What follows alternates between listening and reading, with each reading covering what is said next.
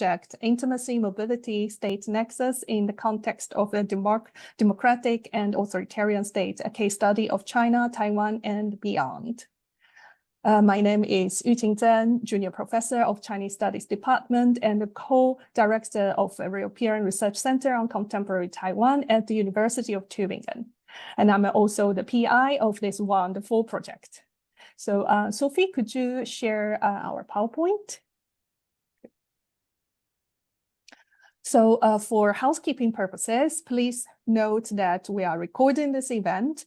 So please make sure you are muted and also remember to turn on the microphone when you want to speak, okay? And I see 3 more people entering the room. No?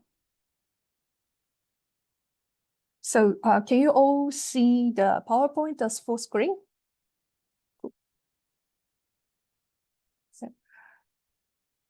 So thank you again. And it's a real pleasure to be here for this launch event. And I'm so delighted to introduce you this research project and receive feedback from you. It's all started from a very simple question, which is that how do intimacy and mobility constitute or contradict each other when encountering the state? And with generous supports from the Federal Ministry of Education and Research, BMBF, and the Baden-Württemberg Ministry of Science as part of the Excellency Strategy of the German federal and state governments, our project delves into this simple inquiry. And our research team, who are here, based in Germany, France, and the Netherlands, Taiwan, and the UK, aims to address the complexities of the intimacy mobility state nexus that has not received sufficient academic and public attention, particularly in East Asia. So the vision of this project, as you can see now, is to first challenge the understanding of the state's role in discussing when we discuss about intimacy and mobility. So when we look at intimacy in relation to mobility, there are various forms of intimacy that constitute the reasons to move across borders, such as care, love, companionship, sex, reproduction, and family making. Intimacy could also be a technology of governmentality that disciplines specific migration flows, such as marriage migration. Intimacy is thus connected to citizenship, a state bureaucracy as a way to evaluate and govern the trustworthiness of a mobile actor for a given society. Intimate issues are at the core not only of individual and family considerations over migrations, but above all, of states' governing practices and the distribution of citizenship rights. In other words, states do not only regulate citizens and non-citizens' mobility and access to citizenship rights, but also their intimate rights. And we think that too little attention has been devoted to not only the consequences of state's control on people, but also the ways in which people respond to the state's control. Sometimes people reproduce it, and other times resisting it. So this neglect has reinforced the idea that intimacy is a personal matter and belongs to the private sphere, while instead, it is the outcome of an interconnection between the political and the personal. The sphere of intimacy is a sphere of political intervention, thus also a sphere of resistance. Seeing intimate relations as an important site of state interventions, the project provides an in-depth investigation of and transnational analysis on diverse forms of mobility that are shaped by intimacy in conjunction with the state's regulating power. It does so by examining various life stages pertaining to intimate relationships, such as such as dating, balance between personal life and work, desire and or undesired reproduction, and child rearing / education practices. So these reflections are particularly important when we look at the cases of Taiwan and China, our two key countries of reference for this project. China, characterized by a neoliberal market economy fueled and supported by a strong state apparatus and oppressive policies, constitutes a typical case of the recent discussion of authoritarian neoliberalism. Taiwan, an example of Asian developmental states in the 1960s, is now a highly developed market economy characterized by democratic political systems with a high degree of freedom. They are both important actors in contemporary regional and global order. And China, as the second largest economy of the world and the world factory, and Taiwan as the highly specialized economy with the world's most advanced semiconductor production. So as important actors regionally and globally, they both have been affected by a long-term presence of internal and transnational migrants for labor, for family reunion, study, and other purposes. So the presence of these migrants has triggered a variety of issues linked to their intimate lives, such as their sex and dating practices, reproduction rights, a balance between intimate life and career, as well as child education.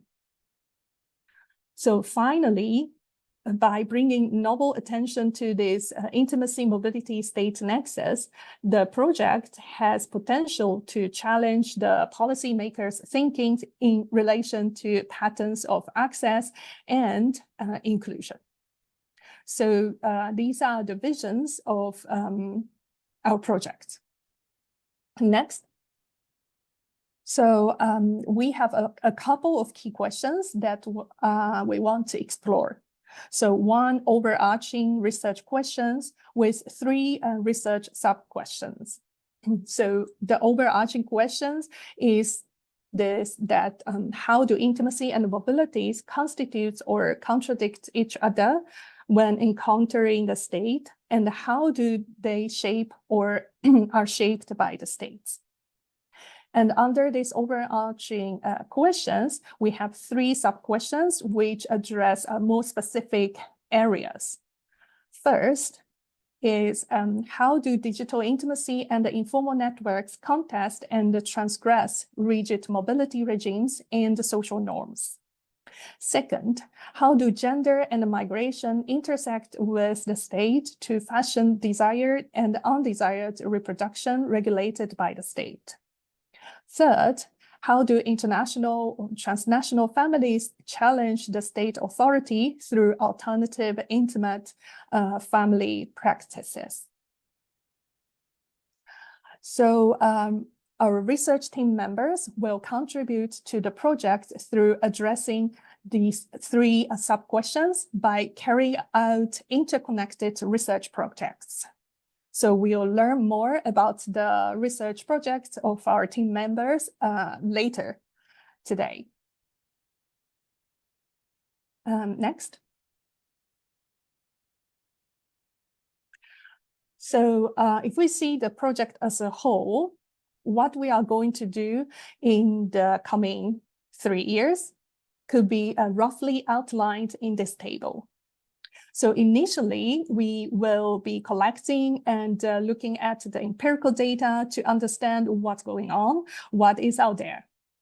We will gain valuable insights from our research team members to enhance our understanding of intimacy mobility state nexus in various contexts. And each of the research projects represent a specific aspect of this nexus, and it depicts different stages of life concerning intimacy, reproduction, and child rearing / family making. So together, they offer a more holistic perspective on the interrelationship between these three vectors.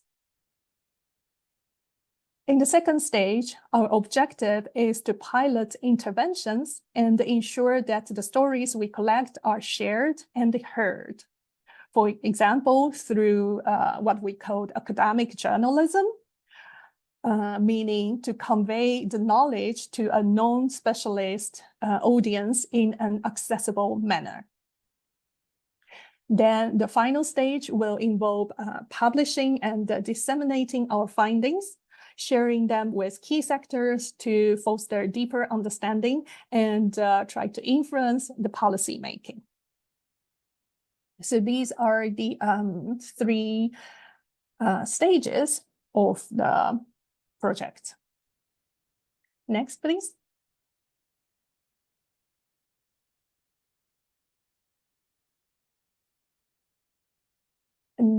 Next, which brings us to the project team members.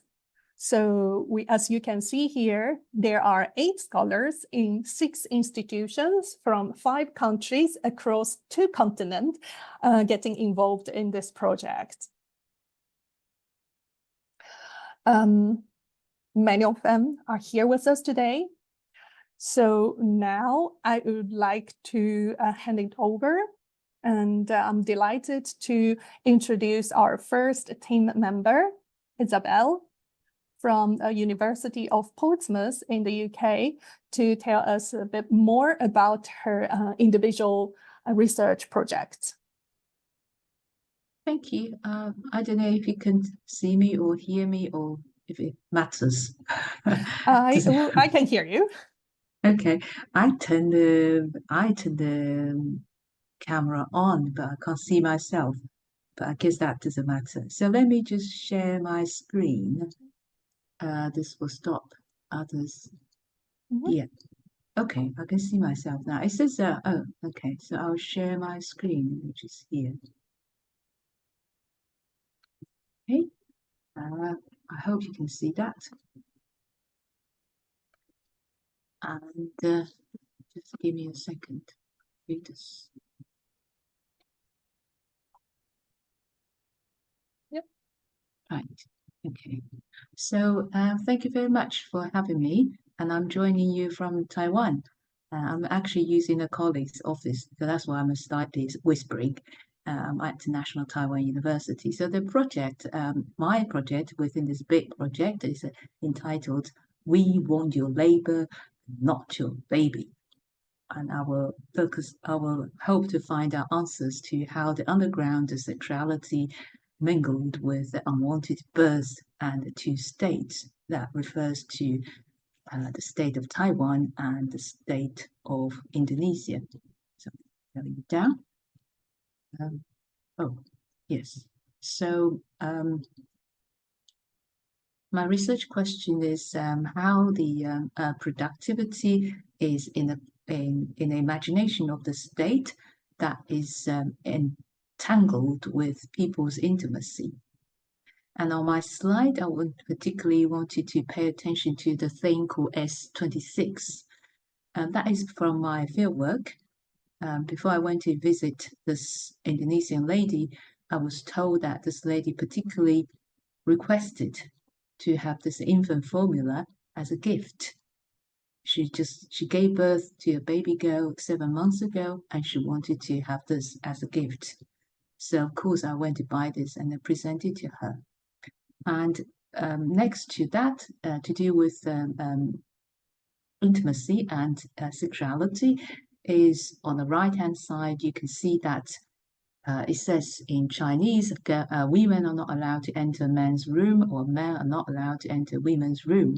And in the middle, below the picture of the S26 infant formula, is a CCTV. So I took these pictures in a shelter, which gives a temporary lodging to people whose employment in Taiwan has entered dispute with their employers.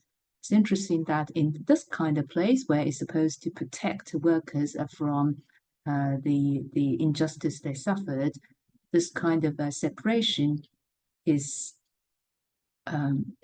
implemented by their NGO that is supposed to support them. So I mentioned that it's not intended to criticize, but it is very interesting to see that the sexuality, intimacy is seen as an issue that the shelter has to deal with.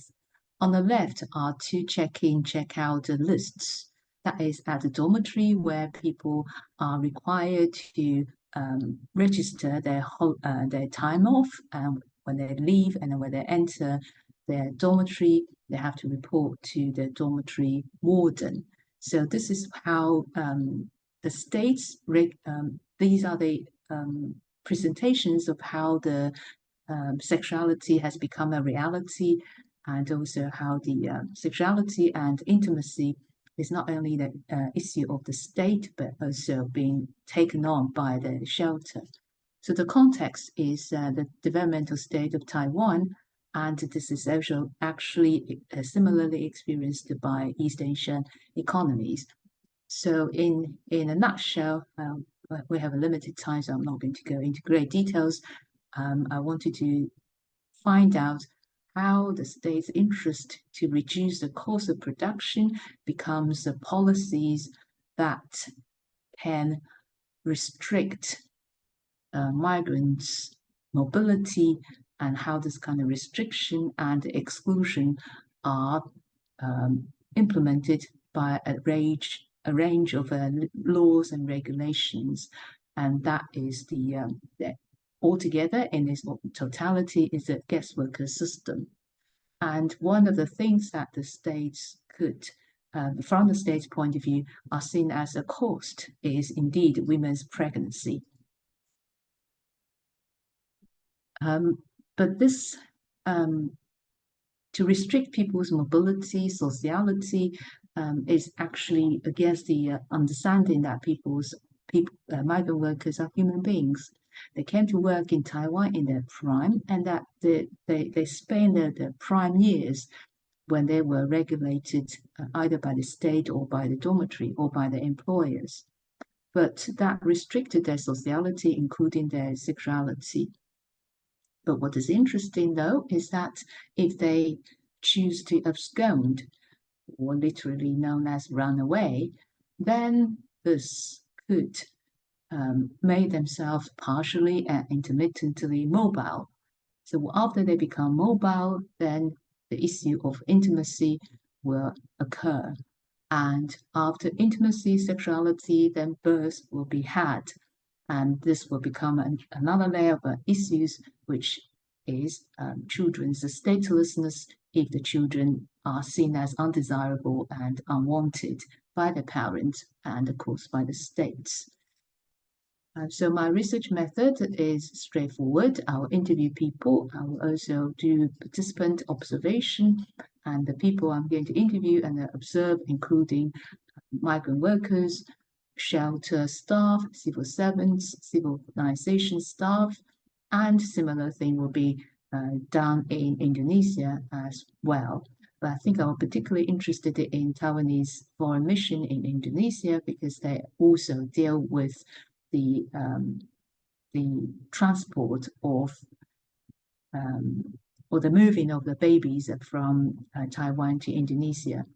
Another straightforward research method is content analysis. I'm going to read the following materials. I'll read the Legislative Yuan Gazette. I'll read Control Yuan investigation reports. I'll also read governmental policy briefs, meeting minutes, official memorandums. And I think more interesting thing is to collect the social media content, mass media content. And now the civil organizations in Taiwan are really active. They also produce their own investigation reports. So I will try to include all these materials in my field work. And I particularly wanted to collect images. It's always my ambition that we could hopefully receive consent from our interviewees to present or collect and present or even organize exhibition about migrants pictures, and I'll particularly hope that we can invite them to use 1 or 2 sentences as the captions under their pictures. So I think that's all I have to say. Thank you very much. Thank you very much, Isabel, for your really exciting research project. And related to that, now I would like to invite our second team members, Han. Yes, can you all hear me well? Okay, I'm going to share my slides as well. So, so I totally understand why I'm following Isabel, because we are working on the same sub-project. So, but I slightly changed my title into "We want you to work, but not to have a life." So, in this sense, I would like to also look at the similar phenomenon, but more of from the perspective of health and well-being, especially regarding the resources available to them in terms of sexual and reproductive health and mental health. So, and then to approach this issue, I found that it is also very interesting to explore the underground network intimacies and how they interact with the states. So, as Isabel already mentioned, and also Yiqing also touched upon, the background, the larger background in which this study began was because of Taiwan has been facing this kind of reproductive and productive paradox. So on the one hand, trying very hard to do cost down of production, facing the falling birth rate as a security crisis. However, on the other hand, still creating a very hostile environment for unwanted reproductions. So this is a paradox that I think the whole civil society and the government haven't really delved into deep discussion about. And then, as Isabel also mentioned, so in Taiwan at the moment, the migrant worker regime relies on the so-called guest worker system. So it is very restrictive, very exclusionary, and it prevails actually in East Asia, not just Taiwan, but also China as the counterpart in this study. So this kind of guest worker mindset, or the logic of it, has limited the rest time, mobility, and sociality of migrant workers, which very intuitively denies the needs regarding sexualities, intimacies, and the health needs among migrant workers. So a lot of times that they have to rely on their informal social networks in order to negotiate with the limited time and space for them to look for resources. So if we zoom in a little bit, then this kind of informal networks of friendship, life literacy, text knowledge passed on from senior migrant workers to junior migrant workers becomes a strategy shared between migrant workers to negotiate with the brokers, with the government, in order to in order to leverage the situation in which they lack the access to sexual and reproductive health information and services. So later, I will also discuss how I identify such a phenomenon, drawing on some existing studies. And also, migrant workers' social and sexual lives have become this kind of public secret in Taiwan. Their employers or people who are providing services for migrant workers, and even the government officials, they are all aware of such a phenomenon, but people rarely discuss it. People rarely discuss it in a formal way. And also, this has presented a hard case for the birth mothers and their home countries, especially in Taiwan. Most of the migrant workers come from Southeast Asian country. So in some places, extramarital births still is a huge taboo. For example, in Indonesia and the Philippines. On the other hand, social reproduction may not be considered as something good to the public, especially if they are international trials, such as in Vietnam. So we also have to take into account the social context where these migrant mothers come from. So my research questions are very similar to Isabel's. So on the one hand, I would like to explore how the interest in profit driving sending and receiving states to restrict migrant workers' mobility and to suppress their intimacy and sexuality and unwanted birth, which are seen as a liability on both sides of returned and sending states, as well as receiving state. So why I put sending/return, because a lot of times they are facing forced repatriation after being found out having birth. And then I also want to explore the entanglement of intimacy, sexuality, and social reproduction facing migrant workers, especially in the context of law, policies, social norms, and how all of this contribute to creating a hostile environment, limiting the access to health resources. So my research methods include interviews with migrant workers and NGO workers who I already built connection with, including Harmony Home, Stella Maris, Tiwa, and also the Serve the People Association.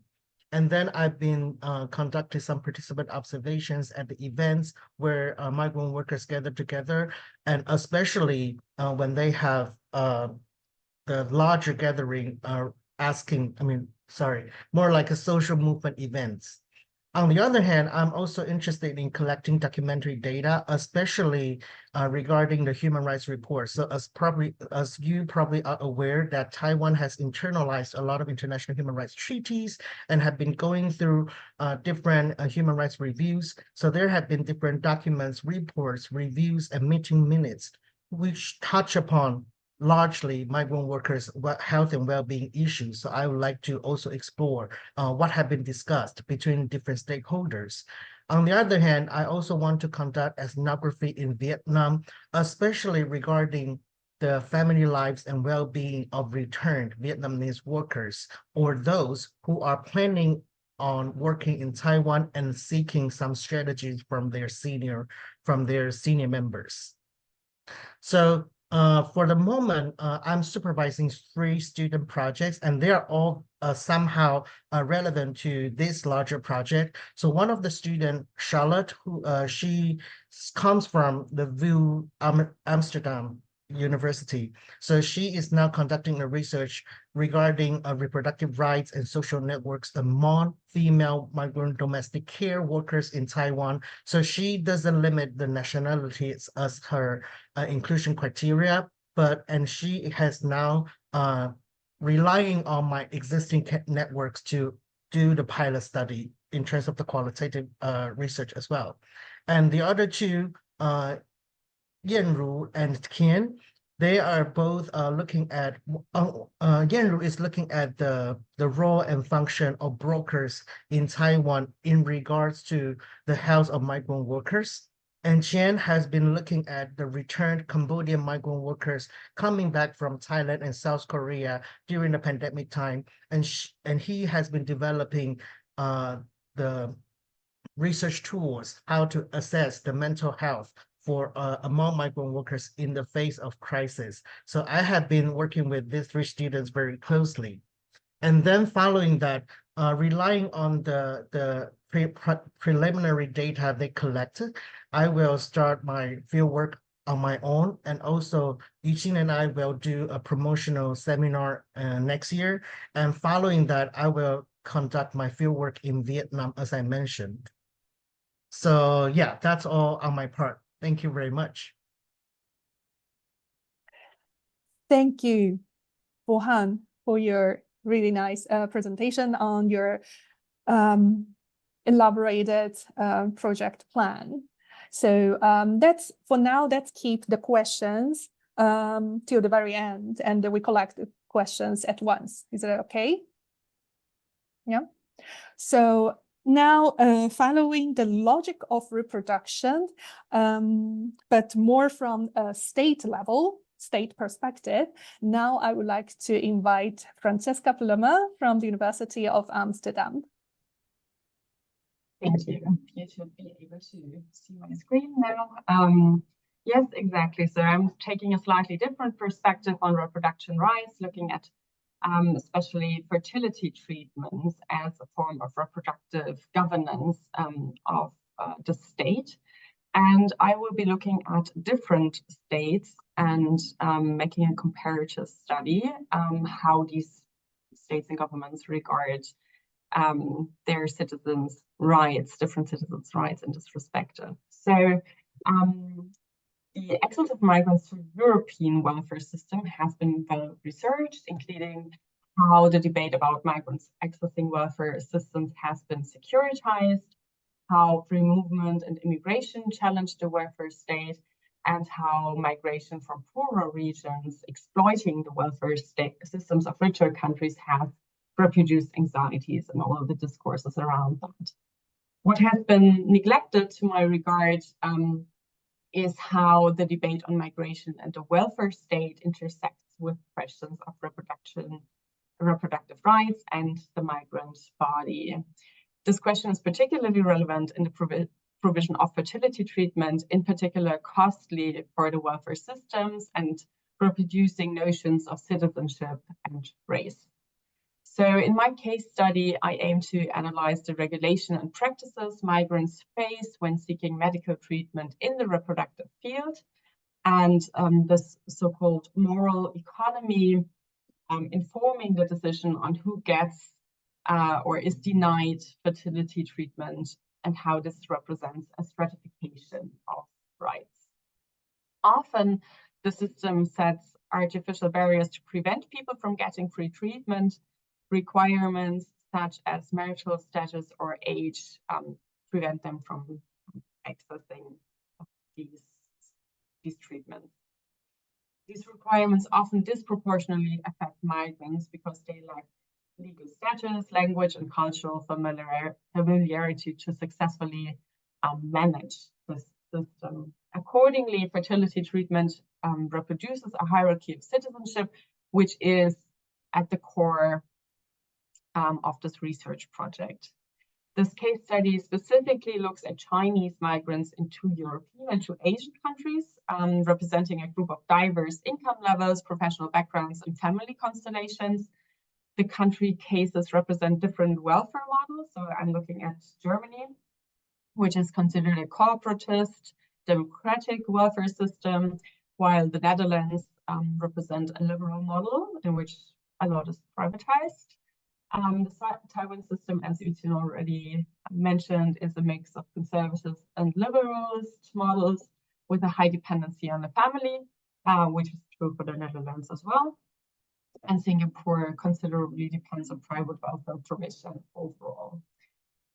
This debate is particularly become even more prevalent in the past year, and the recent developments in China, where in vitro fertility treatments has become largely accessible now because of the Chinese campaign to increase birth rates. So Chinese migrants afar are now especially faced with the decision also whether to go back and access a welfare system, a medical system that they know and can manage vis-a-vis their migrant host countries, where they face systems which they might not be able to manage. So how do these people then manage these decisions on an individual level? How do here political ideas, political negotiations intersect with these intimate personal relations, and how does this ultimately affect migratory decisions and migratory biographies? This all also being part of the debate about diaspora management and sort of how much the Chinese government is also aware of these Chinese. A couple of things to mention on my sort of positionality as a researcher. In Amsterdam, we have at UvA a new research cluster on what we now call New Chinese Migration, although this term, of course, has repetition, where we also have a PhD who will be working on related issues. And we have the Amsterdam Research Center for Migration that will be also part of the collaboration structure for the next years. One important aspect for me is migrant community outreach. Locally, this is possible through the Voorkamer in Utrecht, which is a migrant community organization that also helps accessing migrant communities. Yes, and I will also include research-based teaching methods. So my students at UBA will also benefit from this project and its collaboration. All right, this is it from my part, and I give back to you. Thank you very much, Franziska. Looking forward to see it getting materialized.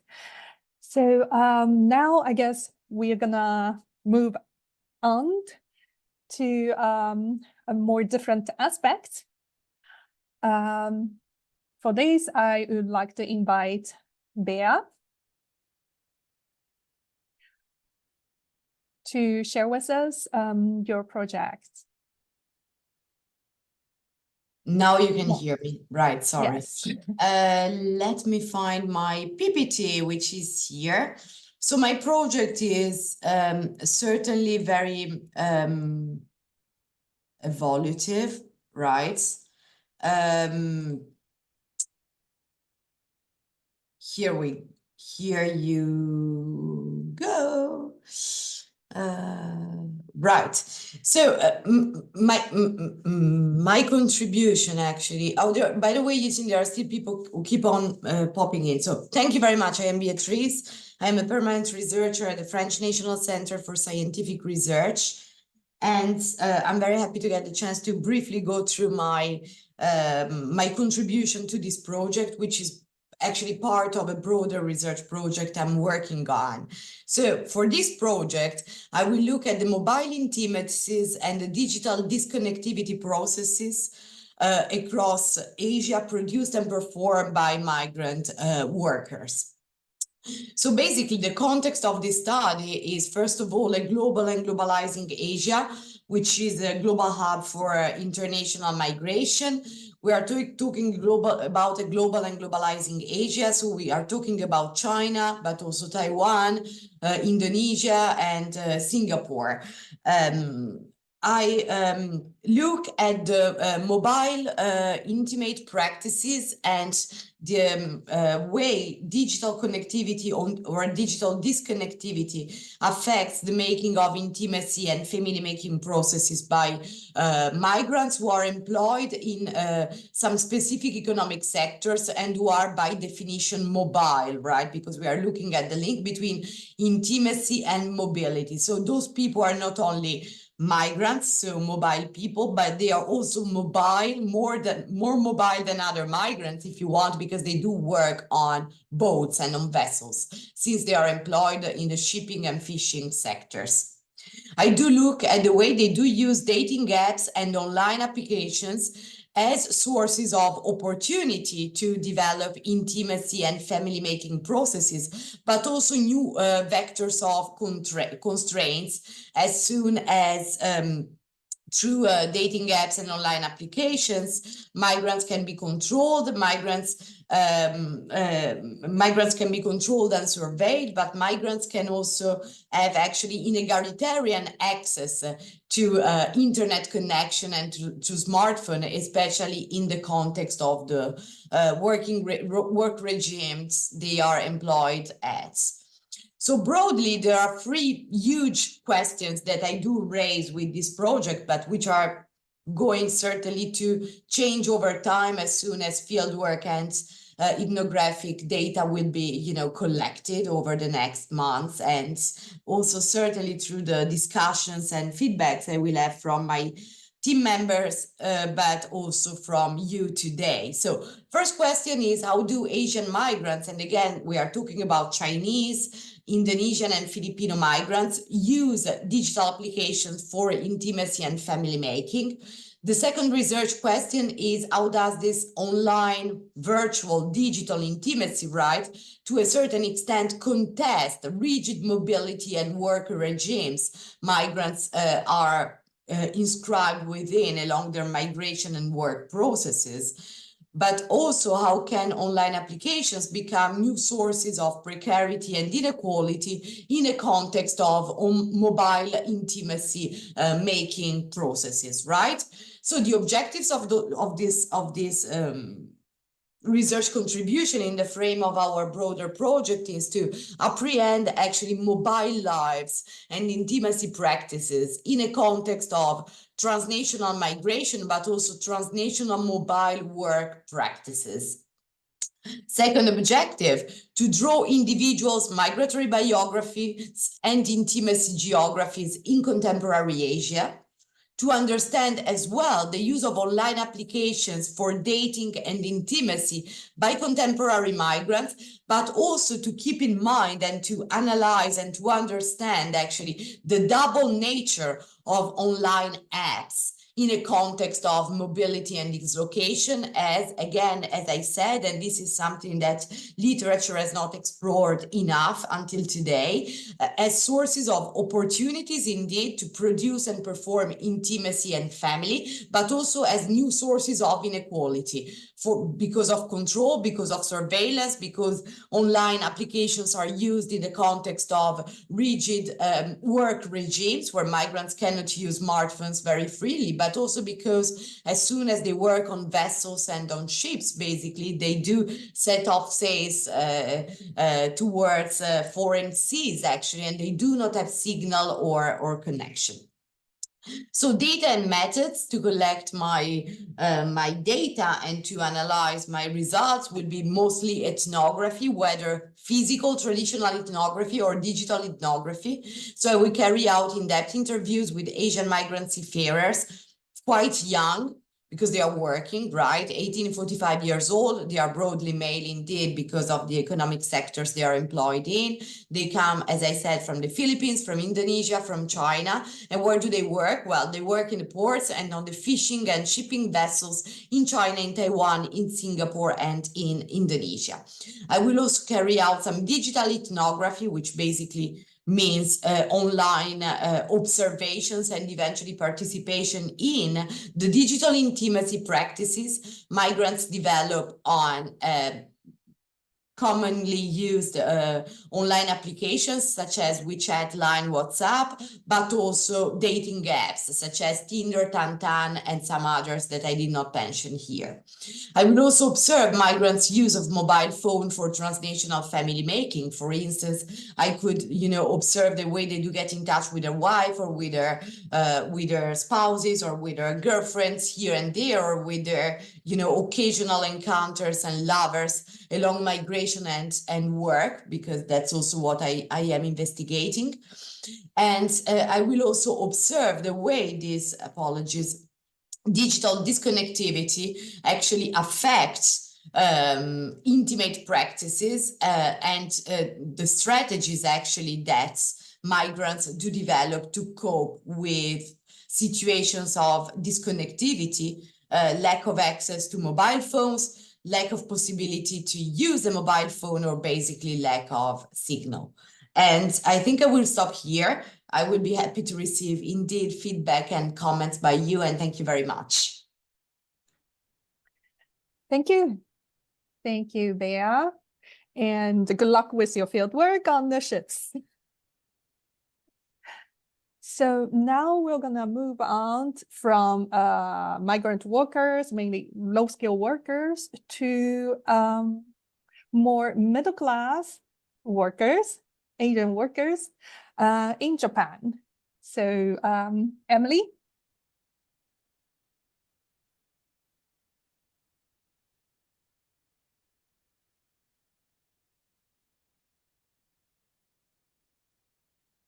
Okay, so hi everyone, thank you to Yuqing for all the hard work behind this project. So I am an anthropologist. I'm a postdoc researcher at the University of Tübingen, and I work on gender, sexuality, and the family in Taiwan. And my project is entitled I've improved my career prospects, but I've encountered challenges in terms of intimacy, LGBTQ plus high-skilled Taiwanese migrants in Japan.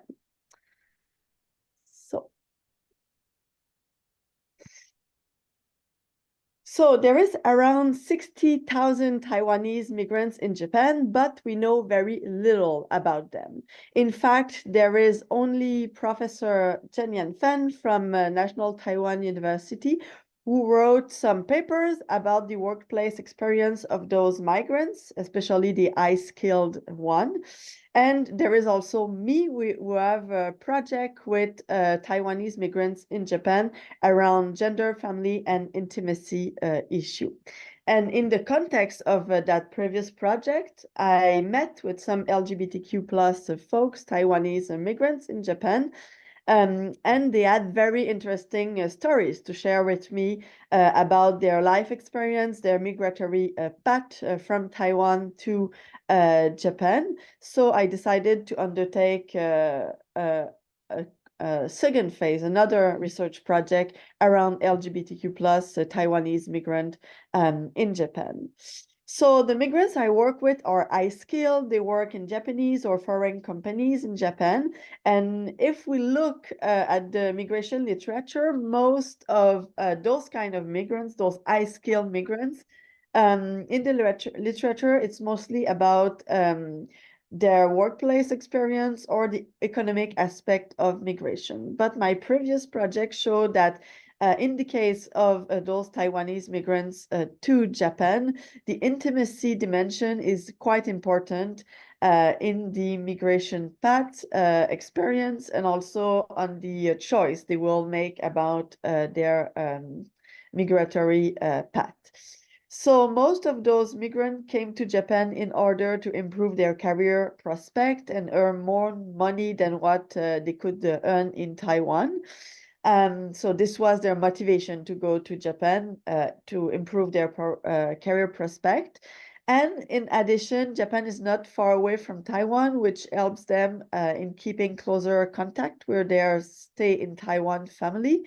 And finally, most of those migrants have, in the first place, a very positive imaginary toward Japan, since they are the generation who grew up with Japanese pop culture. Nowadays, Korean pop culture is very popular, but for the for the 20 end of the 20 to 30 years old and until 45 years old, the migrant I'm working with, it was Japanese pop culture. So they have in the first place a very positive imaginary around Japan. But for the LGBTQ plus migrant, the Taiwanese migrant, even if they improve their career prospect by going to Japan, as Taiwanese, they leave quite gender-friendly state to go to a less gender-friendly state, a more conservative one. So they do the contrary of most LGBTQ plus migrants who usually leave a non-gender-friendly state to go to a more gender-friendly state where they can fulfill their personal aspiration in terms of sexual expression or intimacy.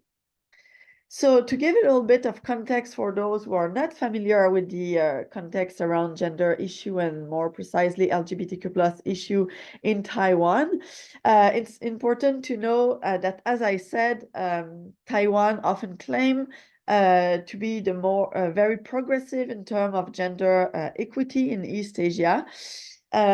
And there is many reasons for that. So since the end of the 80s, feminism influenced the politics. Also, there is compulsory gender education since 2004. And of course, this brings more openness toward the LGBTQ plus community. Also, since 2019, we have marriage equality in Taiwan. But of course, there is still some challenges. So for example, access to parenthood, trans rights, which are a priority on the LGBTQ plus agenda right now. And there is, of course, still many challenges in the family. But still, it's going better than in Japan. So in Japan, there is increasing public debate around LGBTQ plus issue. There is also more visibility of the community in the media and society. And also recent public opinion polls show that around 65% of the population is in support for legalizing same-sex marriage. and also anti-discrimination legislation. But still, there is no marriage equality, and the access to partnership is also not even. In Japan, it depends of where you live, and there is a lack of social recognition of those kind of relationship, partnership. So there is still many challenges, a lot of discrimination, bullying in the workplace, in school, but also in general in the society. So those migrants leave Taiwan to go to Japan, and then because of the lack of legislation, also the lack of recognition of their partnership by the state, face many challenges. So through this project, I want to ask the following question. So firstly, how intimacy plays out in the migration path of Taiwanese LGBTQ+ migrants in Japan. Also, what strategies do these migrants put in place to live out their queerness, and how do they negotiate and the challenges they face in the private and public spheres? And finally, a broader question, how an ethnography of the experience of Taiwanese LGBTQ+ migrants can nuance our understanding of gender issues in Japan by going beyond government and media discourse, and also reinserting the present in a socio-historical context in which homophilic sexual practices have a long history that is not necessarily linked to an identity. So before the influence of the West, there was much more diversity in terms of sexual expression, gender expression, and what link we can do with nowadays queerness with that historical past. So for my methodology, as an anthropologist, I will conduct ethnography, but I will more precisely conduct an interview with Taiwanese LGBTQ+ migrants in Japan, also do participant observation at Taiwanese migrants gathering. So for example, with the association Work Life in Japan, and also to do participant observation in the so-called gay town in Tokyo, so in Shinjuku. And I will do a social demographic survey, since we know so little about that population in Japan. So about my timeline, I will do my field work in May, so next month, and then the data analysis during the summer. And from August, I will work on the dissemination of my results through conferences, peer-reviewed journal articles, and also through collaboration in this project with the colleagues. So thank you very much for your attention, and I hope to receive some insight, comments, to give me some food for thoughts for my fieldwork. So thank you very much. Thank you, Emily. Have fun in bars in Shinjuku. So now we have a last research topic, which concerns the kind of the next stage of life, which is child rearing and education. So the next topic will be about an alternative choice of education by migrants in China, by Lara Momazzo, who is now on parental leave. But she has kindly recorded her presentation for us to introduce her project. However, an alarm that the recording might be, the volume is probably too low. So in that case, if you cannot hear them clearly, then I will stop the record and I will briefly present her PowerPoint.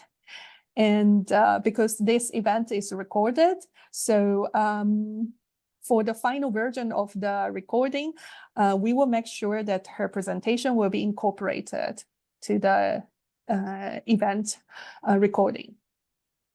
Okay, so I will just share the presentation, recorded presentation, and see if you can hear it clearly.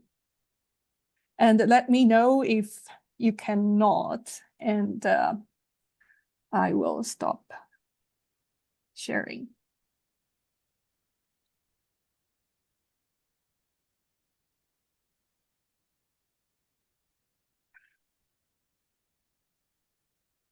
So try to raise the volume from your end to see if it works, okay?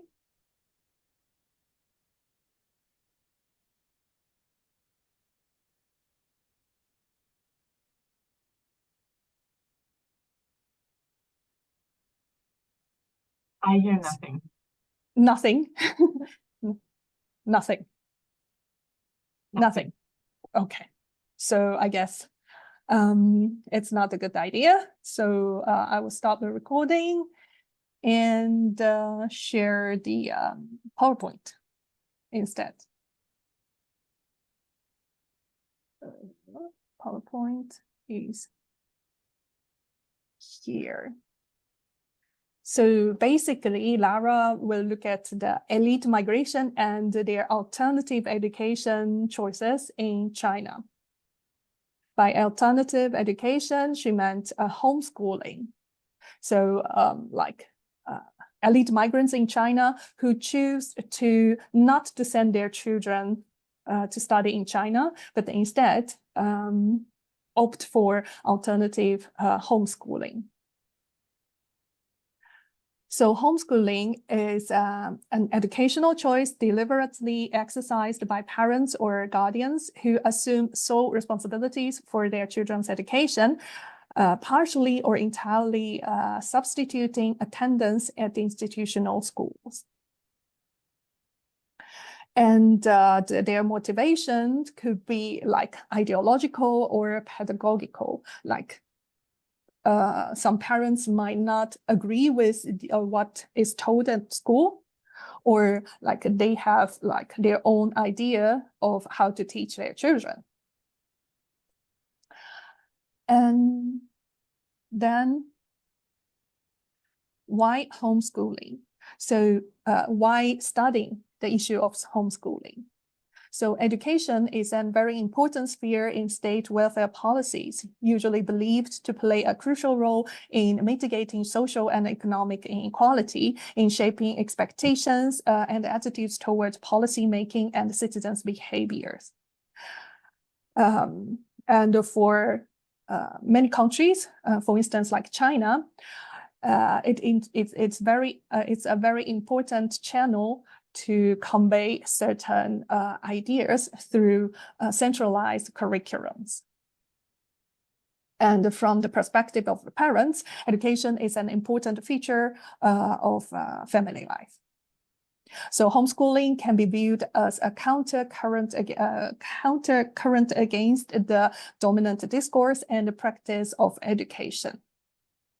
And in recent years, there has been rising demands for non-traditional education models, and not only in East Asia or in China, but globally.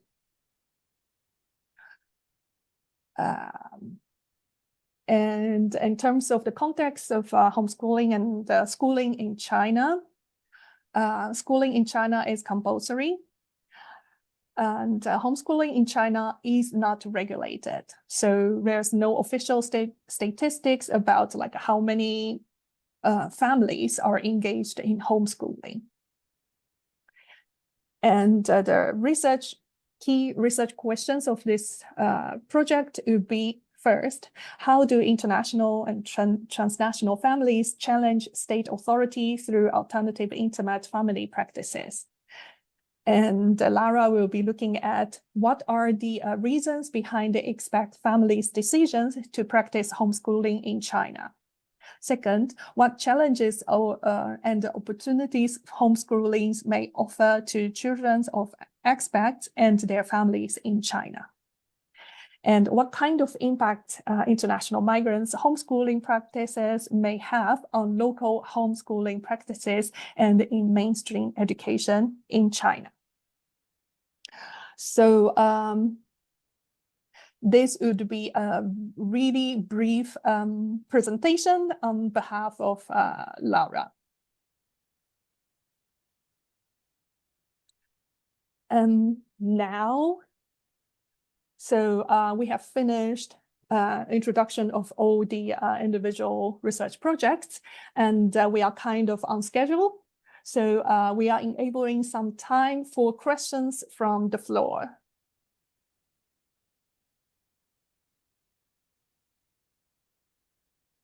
any questions or anyone who wants to know a little bit more about individual projects. We have Yamila. Oh, yes. I had a question regarding, can you hear me? Yes. Okay. I had a question regarding the LGBTQ migrant workers in Japan. And I was wondering because like as a migrant worker and as LGBTQ plus members, they would have like a double precarious position, like double disadvantage kind of, I would say. So like how do these positions of being migrant workers and being LGBTQ like kind of intersect, or like maybe how do they handle the situation differently than LGBTQ plus Japanese Japanese LGBTQ plus members? Yeah, that was the question. Yeah. Do I answer now, or we first gather all the questions? For now, maybe you just answer for now, and if there are more questions coming in, we will collect and do it later. Yeah. Okay, thank you. Well, thanks for the question, but it will be way more easy to answer after I do the field work. But I can say that, yes, of course, there is also discrimination based on one's ethnic origin in Japan.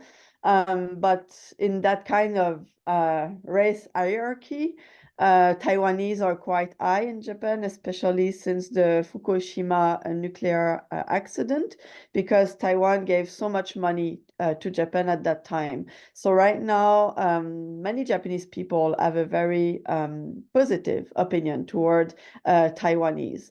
But this does not imply that they don't also face discrimination in the workplace because they are Taiwanese. So of course, an intersectional lens analysis will be mobilized in this project. Yeah, thanks for the question. Thank you.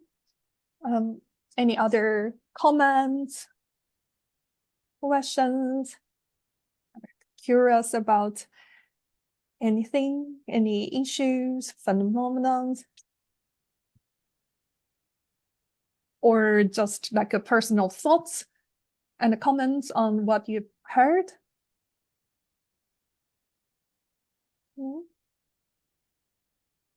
Lara? Yeah, I wasn't sure if it was already answered, but I'm not sure if I understood it right. It's for Lara Momesso's research question, so I'm not sure if you can answer as well. But it was mentioned that schooling is mandatory in China for children. So then how do the parents like completely just switch to homeschooling? Is it like how is that regulated?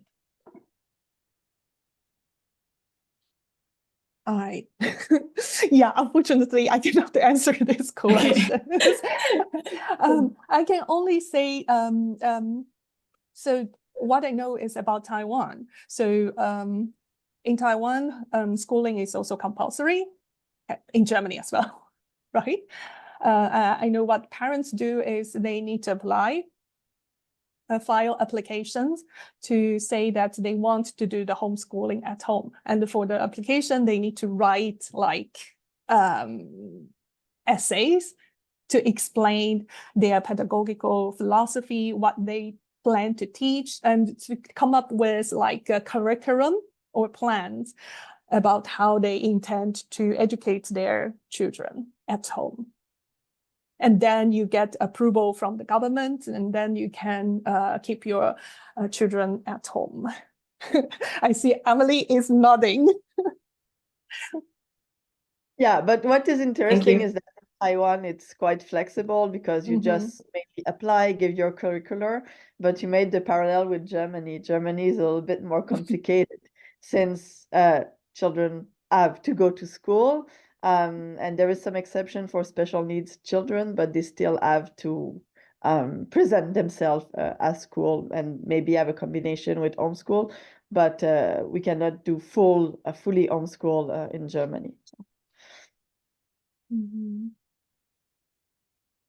I will pass on these questions to Lara Momesso. Thank you. Yeah.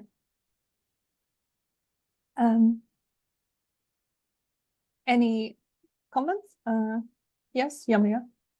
Yes, I had a second question regarding the Indonesian migrant workers in Taiwan.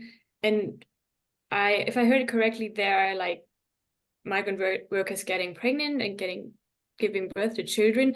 Are these only like between the migrant workers, or are they also having like Taiwanese partners? So it's like international or just within the migrant community?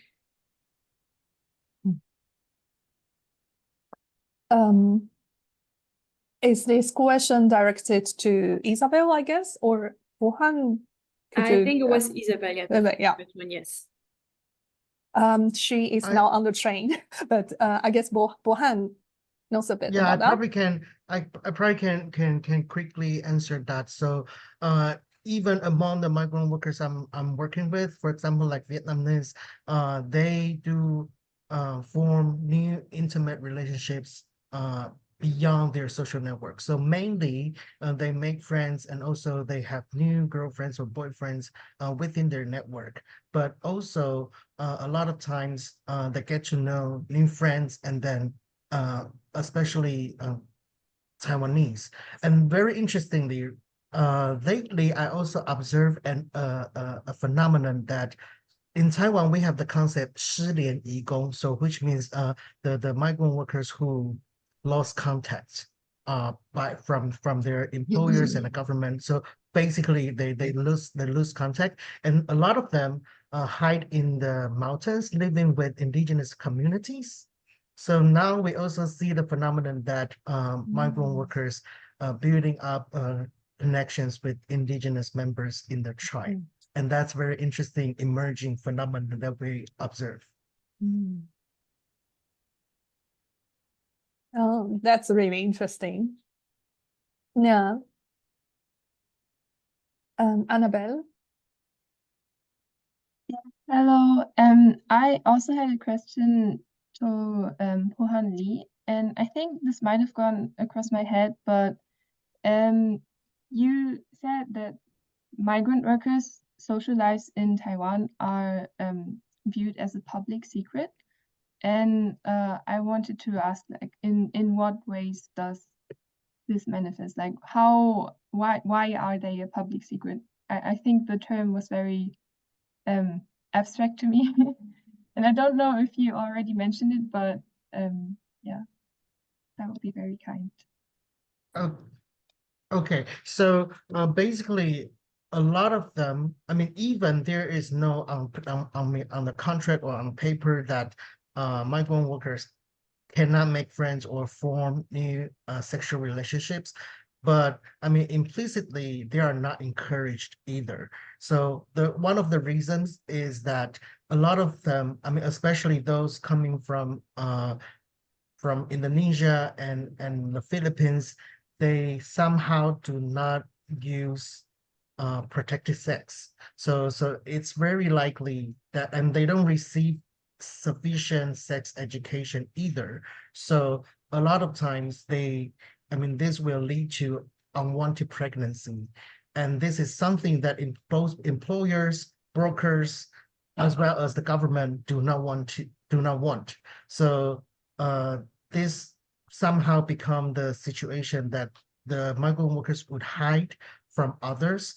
And also, but then the interesting thing is, because there have been a lot of reports and news reports and also journalistic reports, even the human rights reports all talk about this, but then no new policy or any new guidelines are presented in order to address the situation. And then at the moment, a lot of migrant workers organizations are trying to lobby and also request the government to at least provide adequate sexual and reproductive health information and services.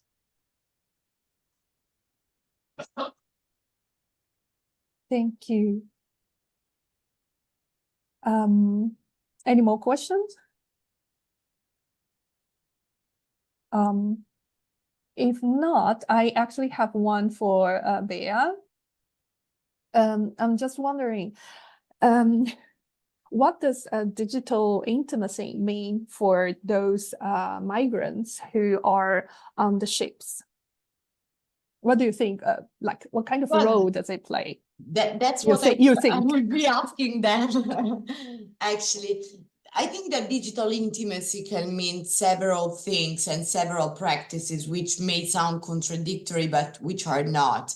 First of all, it means to keep in touch with their wives or with their girlfriends in the country of origin or in the countries those people are located in, because they could also be migrants located somewhere else. So this is also something interesting to observe. Second, it could mean digital intimacy could be using online applications, and more specifically in that case, dating apps for online encounters. Whether they are married or unmarried, whether they are single or not single, right? Digital intimacy could be a way to look for a girlfriend if they do not have one, for a spouse if they do not have one, but also for temporary encounters, let's say, especially as soon as they are extremely mobile, and so they can moor at the port and stay in a city for a few hours before relieving, right? And that could also be a very quick way of meeting up with someone and to find a hookup plan, basically. Yeah. Thank you. And anything else? I have a quick question for Han. I was quite curious about the repatriation, the fact that they take the baby back from Taiwan and bring the baby to Vietnam. Or is it Isabel who said that they do they just take the baby from Taiwan and send the baby back in the country of origin of the parents? So it really depends. I mean, of course, I mean, personal situations vary like largely, but as far as I know, if the mother already has a spouse in her home country, then normally they will leave their baby here. Yeah, because it will also affect the original family relations. But if the mother is single, then she will manage, I mean, try to build a formal relationship such as marriage with the husband. But sometimes the guys run away, so also create a lot of, I mean, other problems as well, and which apparently affects the mother's mental health a lot too. So this is why I feel really, I mean, not interested, but I mean, I think it's urgent to really explore this aspect as well. Thank you. Okay. Thank you very much. Yes, now it's almost 1:15, and yeah. I believe you all have many places to go. So thank you enormously for your time and for your interest. And thank you again for all the project partners for being here and giving your time. So yeah, it's been a great opportunity to see you all online, and thank you very much. And let's see how I hope the project will roll out well, and I will keep you all in the loop to update you with the development of the project. Okay, so thank you very much. Bye. Thank you. Bye. Bye. Ciao. Go. Bye.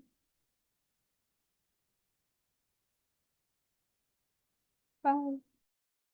Hi everyone, my name is Lara Momesso from the University of Central Lancashire, and in the next few minutes I'm going to briefly describe and introduce my project that is revolving around elite migration and alternative education in China. In this project, alternative education refers to homeschooling. Homeschooling refers to an educational choice deliberately exercised by parents or guardians who assume the sole responsibility for their children's education, partially or entirely replacing attendance at institutional schools. So the way homeschooling is usually explored, has been explored by the literature, earlier literature, tended to have binary conception of homeschooling in opposition to institutional schools. Actually, recently there's been more debate about the fact that there is this clear divide is not always there, and instead there can be hybrid and diversified approaches by which students are homeschooled but they still participate in broader institutional activities. Another element is usually the identification of motivations within the literature on homeschooling, and usually there are two main reasons that are identified. One is linked to ideological aspects, reasons, and one to pedagogical ones. Whenever it's ideological is, for example, religion, certain religious groups prefer to homeschool their children in order to transfer to them specific religious values. Pedagogical reasons is usually when there is the will to not have a child exposed to mainstream education. So there is on the side of the parents this opposition to the mainstream education system. Another element that is very important whenever we talk about homeschooling are the legal regulations, because not in all countries homeschool is regulated by states, and this might eventually lead to homeschooling crossing also, for example, with illegality.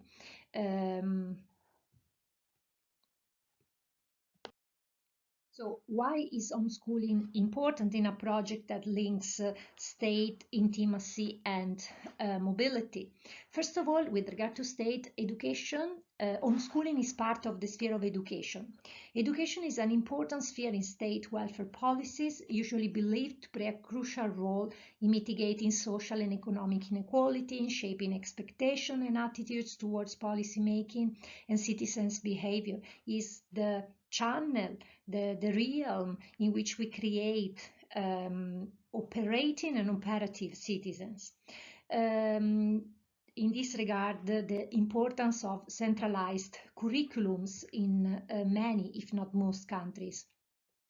Education is, though, also a very important sphere and feature of family life, of the intimacy of family life, and this indeed involve the sphere of child rearing, child care, family values.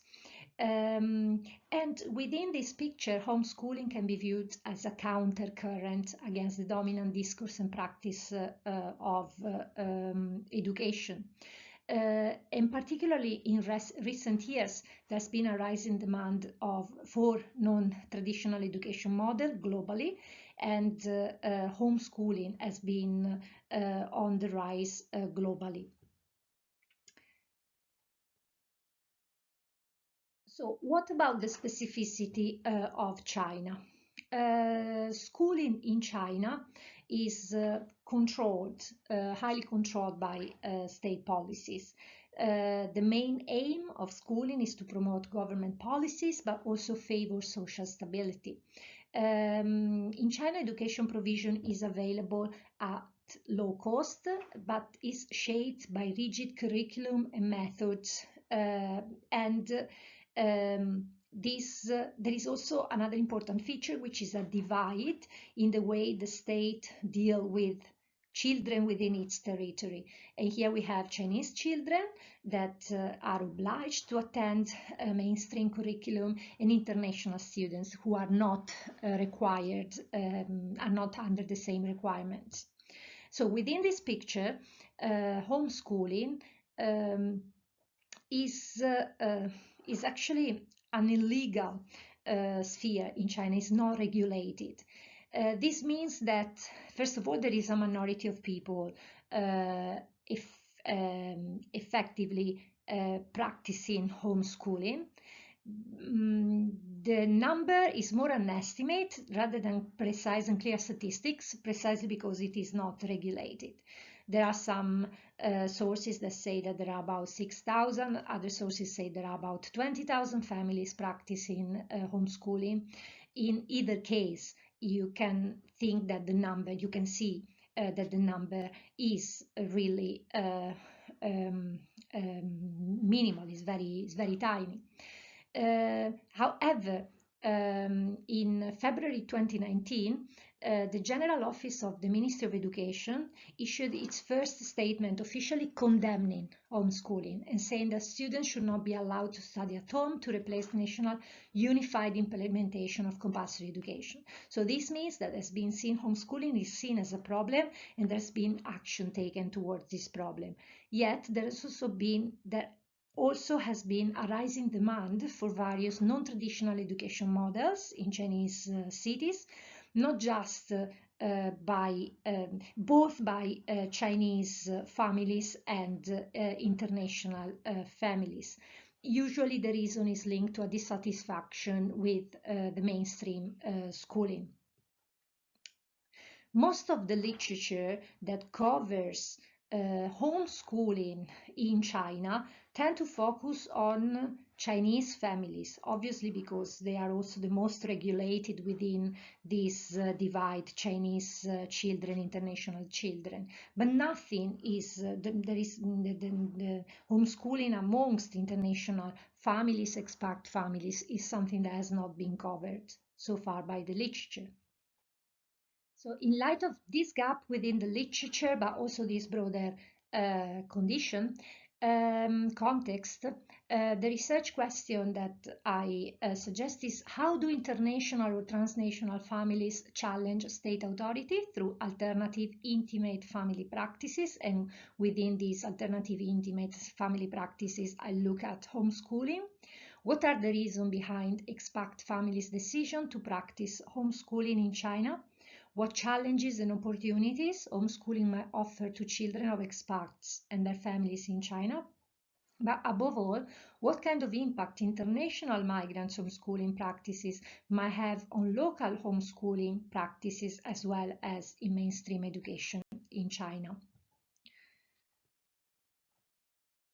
So the methods that this project builds on is qualitative mixed methods involving both traditional ethnography with in-depth interview and participant observation with families that practice expat families that practice homeschooling, and digital ethnography, the use of smartphones and investigation of social media groups that revolve around these homeschooling practices.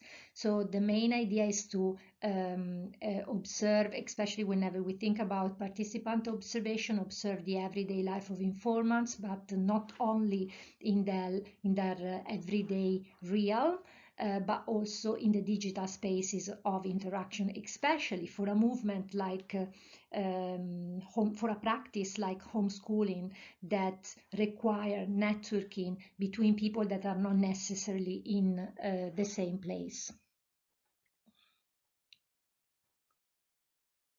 To conclude, I just want to make a couple of reflections to understand why it is important to consider homeschooling within this collective project and also in the context of broader literary debates.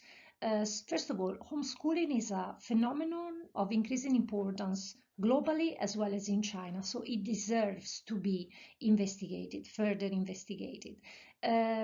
Is definitely a global movement. Actually, I would say transnational. It is possible to see continuity across across countries, across borders, in the way certain practices on homeschooling are are developed or conceived.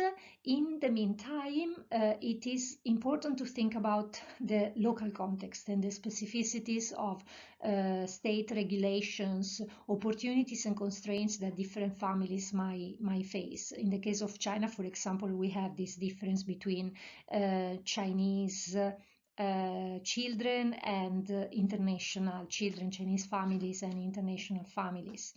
In general, there is a lack of literature whenever we think about homeschooling on the link between homeschooling and mobility and intimacy. So this project is innovative precisely because it brings in this additional element. So thank you very much for listening to my presentation. And if you have any comments or questions, don't hesitate to contact me. Thank you. Bye-bye.